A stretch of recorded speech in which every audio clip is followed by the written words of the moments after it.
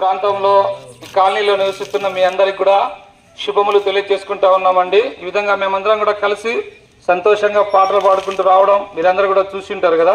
ఇప్పుడు మేము ఈ మధ్యకు ఒక పాట పాడుకుంటా వచ్చినాం. అదేం పాట అంటే రెండే రెండు దారులు అనే పాట పాడుకుంటా వచ్చినాం. అవునండి, రెండే రెండు మార్గాలు దేవుడు మానవుని కొరకు సిద్ధపరిచినాడు. ఒకటి పరలోక రాజ్యం, రెండవది నరకం. అయితే మానవులందరూ కూడా పరలోకానికి చేరాలన్నది దేవుని యొక్క సంకల్పం. నరకము దేవుడు మానవుని కొరకు సృష్టించలేదండి, అది సాతాను దాని దూతలకు దేవుడు సృష్టించినాడు. అయితే ఈరోజు మానవుడు తన యొక్క పాపాన్ని బట్టి, తన పాపం నుంచి విడిపింపబడలేకపోవటాన్ని బట్టి నరకానికి వెళ్తా ఉన్నాడు. ప్రియ సహోదరి సహోదరుడా, ఈ నరకం అనేటటువంటిది బహు భయంకరమైనటువంటిది.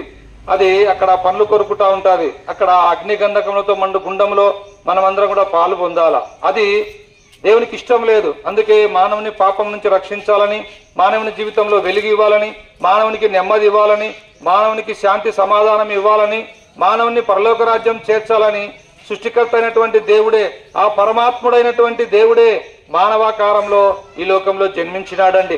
ఆయనే యేసుక్రీస్తు ప్రభుల వారండి. యేసు అంటే రక్షకుడండి, క్రీస్తు అనగా అభిషక్తుడండి.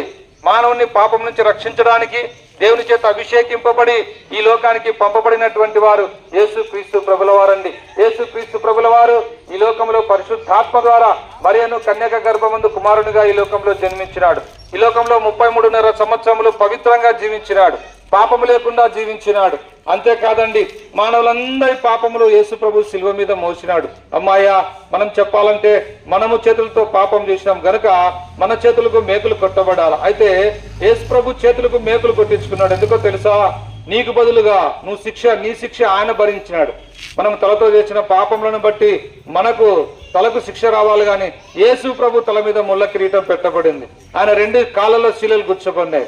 ఈ విధంగా యేసుక్రీస్తు ప్రభుల వారు సర్వలోక మానవాళిని ప్రేమించి సర్వలోక మానవుని యొక్క పాపము కొరకు యేసుక్రీస్తు ప్రభుల వారు తాను శిలువలో మరణించినాడు, సమాధి చేయబడినాడు.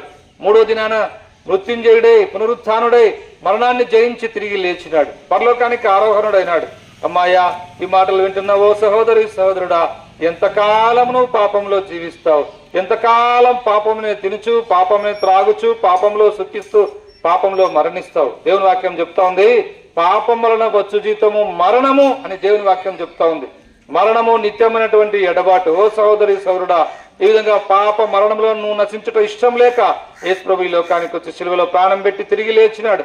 ఈ మాటలు వింటున్నటువంటి నువ్వు ఎవరైనా సరే, ఎలాంటి వాడవైనా సరే, ఎన్ని దినాల నుంచి పాపములు చేసిన వాడవైనా సరే, యేసు ప్రభు మాటలు వింటున్న ఓ సహోదరి సహోదరుడా, ఇప్పుడే యేసు క్రీస్తు ప్రభుని నీ సొంత రక్షకునిగా నువ్వు అంగీకరించు. యేసు ప్రభు చెంతకొచ్చి, యేసు ప్రభువా, నేను పాపిని తండ్రి, నన్ను కడుగుదేవా, నీ రక్తంతో నా పాపం కడుగు తండ్రి అని ఒక చిన్న ప్రార్థన చేసుకుంటే చాలు. యేసు ప్రభు నీ పాపం అంతా కూడా క్షమిస్తాడు, నీకు సంతోషం ఇస్తాడు, నీకు ఆనందం ఇస్తాడు, నీకు నిత్య జీవం ఇస్తాడు, నీకు మోక్షం ఇస్తాడు, నీ పాపానికి క్షమాపణ ఇస్తాడు. ఆయా అమ్మ, ఆ విధంగా గాక నువ్వు పాప జీవితంలో కొనసాగితే నరకం, అగ్నిగుండం, పాతాళం. అయితే ప్రభుని అంగీకరించి పాప క్షమాపణ పొందితే పరలోక రాజ్యం, ఆ బంగారు వీధులు, బంగారు పట్టణంలో ఆకలి దప్పులు లేని రాజ్యం, సూర్యచంద్రులు లేని రాజ్యం, దేవుడైనటువంటి ప్రభు ప్రకాశించే ఆ నిత్య రాజ్యంలో నీవు ఉండాలనేదే దేవుని యొక్క సంకల్పం. ఈ మాటలు వింటున్న సహోదరి సహోదరుడా, ఇప్పుడే యేసు ప్రభుని సంరక్షకునిగా నువ్వు అంగీకరించి నువ్వు పాపం నుంచి విడుదల పొందాలని ప్రభుని యేసు క్రీస్తు నామములో మేము మిమ్మల్ని ప్రతిమాలుకుంటా ఉన్నాం. కనుక ఈ సాయంకాల సమయంలో ఆయన నిన్ను రక్షించడానికి ఈ లోకానికి దిగి వచ్చిన నీ రక్షకుడు, లోకరక్షకుడు, జగత్ రక్షకుడు. నిన్ను రక్షించడానికి వేరే మార్గం లేనే లేదు. యేసు ప్రభు మార్గం, యేసు ప్రభు సత్యం, యేసు ప్రభు జీవం. ప్రభునేసందు విశ్వాసం ఉంచము, అప్పుడు మీరును మీ ఇంటి వారిని గొప్ప ఆత్మరక్షణ, పాప క్షమాపణ, పరలోక రాజ్యం మీరు పొందగలరు. యేసు ప్రభుల వారి గురించి తెలుసుకోవాలని మీలో ఆశ కలిగితే మా సహోదరులు మీ వద్దకు చిన్న చిన్న కరపత్రాలు, పుస్తకాలు తీసుకొని వస్తున్నారు. అవి పరిశుద్ధమైన బైబిల్ నుంచి ముద్రించబడినాయి. వాటిని తీసుకురండి, చదవండి, సత్యాన్ని గ్రహించండి. ఇక్కడే ప్రొద్దుటూరు గాంధీ రోడ్డు విజయనగరం ఇదిలో బేతనీయ ప్రార్థనా మందిరం ఉంది. ప్రతిరోజు కూడా దేవుని వాక్యం చెప్పబడుతుంది. మిమ్మల్ని అందరినీ కూడా ప్రేమపూర్వకంగా ఆహ్వానిస్తా ఉన్నాం. మీ కొరకు మేము ప్రార్థన చేస్తాం.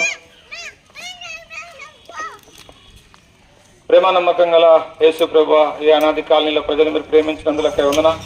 మా గ్రామంలో నిస్వార్థ ప్రకటించిన గొప్ప కొరకే వందనాలు ప్రభు. అనేకులు నాయన విన్నారు, విన్న వారిలో మీ కార్యం చేయండి. ఉచితంలో మీ ఏర్పాట్లో ఉన్న వారిని రక్షించుకోవడానికి ప్రభావ ముందుకెళ్తున్నాం. మీ ఆత్మాభిషేకం అనుగ్రహించి మీరు ఏమై పొందవలసిందిగా యేసు ప్రభు నామమున ప్రార్థిస్తున్నాం మా తండ్రి. ఆమేన్.